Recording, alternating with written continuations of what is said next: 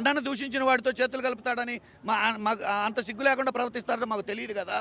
అలగా జనమని మాట్లాడిన వాళ్ళతో భుజాల మీద చేతులు వేసుకొని తిరుగుతారని మాకు తెలియదు కదా. అంత దిగసారిపోయి అంత పొత్తులు పెట్టుకొని ఇచ్చిన మాటలు తప్పి అప్పుడు ఇచ్చిన ప్రగల్భాలు పెట్టి ఇప్పుడు చేస్తున్న పనులేంటి?